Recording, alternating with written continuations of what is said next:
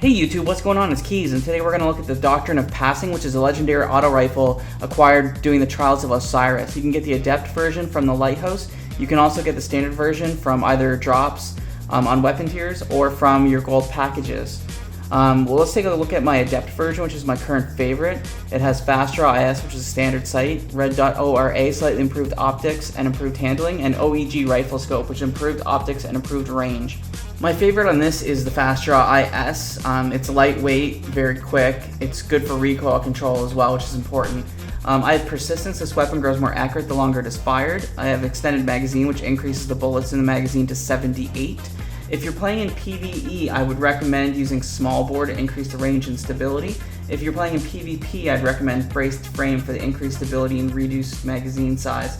That stability is going to help you out a lot. And then last, I have Counterbalance. This weapon has increased stability. This makes it so that it fires basically as a laser on a straight line, so it's amazing for PvE and for PvP for hitting headshots. But again, I'll recommend the small bore for PvP. One thing I'm going to mention is that a lot of people say they want hidden hand on weapons. Now, according to Planet Destiny and their item database, the base stat and the max stat for aim assist is actually at 66.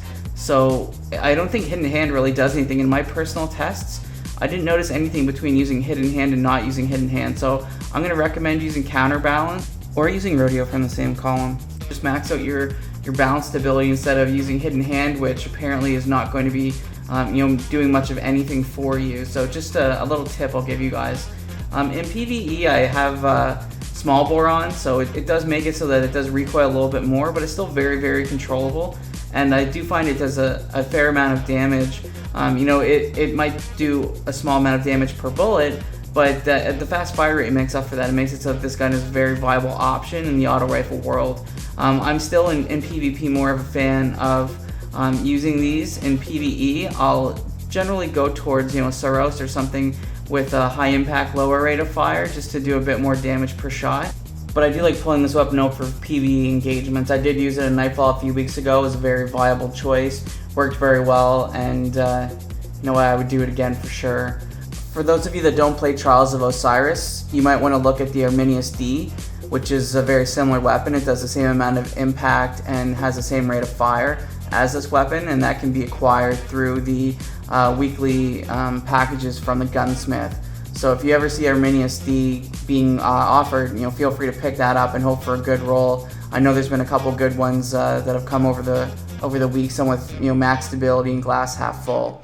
It is important to note some of the changes that came with the April update. That's patch 2.2.0.1. For the low rate of fire auto rifles, such as the Saros, the Answering Chord, Anguish of Dristan, for example, those damage per bullets have all been increased by 2.3%. Now, on the other hand, on high rate of fire rifles such as this, like the Doctrine of Passing or Arminius D, it has been reduced by 2.5%, so the damage per bullet has been reduced. I know that might scare a lot of people and make them try the lower rate of fire auto rifles, but rest assured that this gun is still just as good as it was before. I don't feel like the change in the damage has really impacted a lot. I still have an easy time gunning down single enemies as well as groups of enemies. Now let's take a look at the statistics on this particular weapon as well as the perks that you should be looking for. The rate of fire on this weapon is the highest in the game and tied with Arminius D at 100. That is a base. You don't need to do anything to get to that 100. The impact on it is 2. That's base and max as well, so there's no increase there, but don't be fooled by the amount of damage that this gun can do. Range at base is 15 with a max of 27. I typically ran at the base range and didn't really find any issues. You're going to want to be using this in kind of close to mid-range combat anyway. When you're going with those longer range engagements, go with a pulse rifle or a scout rifle. Stability on this at base is 42 with a max of 81, so it does beat out the Arminius D in that regard. And I can't stress anymore that stability is the most important perk with this particular weapon. With the high rate of fire, you're going to want to make sure that you land as many shots as possible. So look for Counterbalance or Rodeo in column 5 to increase the weapon's stability. The aim assist on this, as I mentioned, is 66 at base and 66 at max.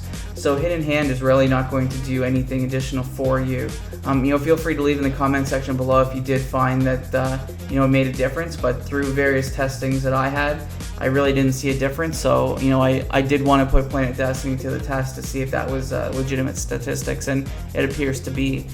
The equip speed on this weapon is 59 with a max of 69. You can increase this by using snappy sights. As an example, I use Fast Draw IS to increase this a little bit. Just for people who haven't watched any of my videos before, equip speed is the speed from which this weapon is holstered to which it's drawn and you can begin to fire. So the higher equip speed you can have, the quicker you can start engaging your enemies and taking them down. So let's review the perks that are available on this particular weapon. The sights are going to be standard throughout. So you have Fast Draw IS, a standard sight, a lightweight design, good for recoil and control. This is the one that I would recommend. You can also do Red Dot ORA, slightly improved optics, improved handling. There's also OEG rifle scope, improved optics and improved range. This one will zoom in a little bit more, so I find, you know, this type of weapon I'm going to stick with Fast Draw IS. On column 3, you're going to have persistence. That's going to be static. You have no choice there. Column 4 is the same as well. You're going to have extended magazine, which increases the mag to 78. You're also going to have small bore, which I recommended in PvE engagements, and you're also going to have braced frame, which I recommend for PvP engagements. Now, column 5 is the column where it can roll a random perk. So just to cover off, all the perks I mentioned, all the other columns are static. They're going to be the same on every single weapon drop. It's only the items in column 5 that are going to change, and there's 4 different options available. One is rangefinder. Aiming this weapon increases its effective range. You have hidden hand. This weapon gains better target acquisition. You have counterbalance. This weapon has increased stability, and you also have rodeo, reduces the severity of this weapon's recoil. My personal favorite on this is counterbalance, but if you get rodeo, that's also a viable option as well. So you can use that until you get a counterbalance option. I didn't find rangefinder did a whole lot for me. I do have one with rangefinder, but again, I wouldn't overly recommend it. And again, hidden hand increases target acquisition. If kind of what my real world tests are, as well as what you see on Planet Destiny's database. With a base and max at 66, that hidden hand perk is actually not going to really do anything for you. So I'm kind of wondering if, you know, that is incorrect and makes a difference. But again, in my personal test, I didn't find that it made any difference whatsoever. So in column 5, you'd be best suited to look for counterbalance, and then rodeo, and then rangefinder, and then hidden hand last. Feel free to leave a comment in the comment section below if you do feel a bit different, if you did notice a difference. Be more than happy to chat with you guys and about your experience. I'm always looking to see what other people have to say, you know, about weapon testing that they've gone through. In comparison to any other assault rifle, this is absolutely my favorite one in the game. I do like some low rate of fire ones. Sometimes a Saros is nice to pull it. I do like the look of the Saros itself. I do use Red Spectre every once in a while. I do have a pretty good roll with a lot of stability perks on it, so that is fun as well. I do like to pull my Arminius D a bit too, but I find the Doctrine of Passing is the most well-rounded, high rate of fire auto rifle. It's really fun to use, really easy to kill people. It really just melts through enemies, so it's by far, hands down, my favorite auto rifle in the game when I'm playing PvP, and it even comes in pretty high in PvP engagements.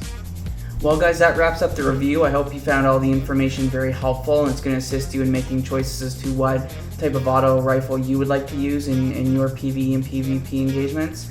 Feel free to leave comments in the section below. I'd like to know if you guys do have this weapon, if you're still hunting for it, you know, what assault rifles you like to use. Feel free to leave hate messages if you like. I know there's a lot of people that I play with who, whenever they get killed by a Doctrine of Passing, start losing their minds. So I know that you know, there are some people out there that just hate people that use this weapon. But at the end of the day, I don't find it's any worse than using Last Word or Hawk Moon from the hand cannon category. Well guys, thanks for watching. Hope you enjoyed the video. Leave a like, hit subscribe, and we'll see you guys in the Crucible. Cheers.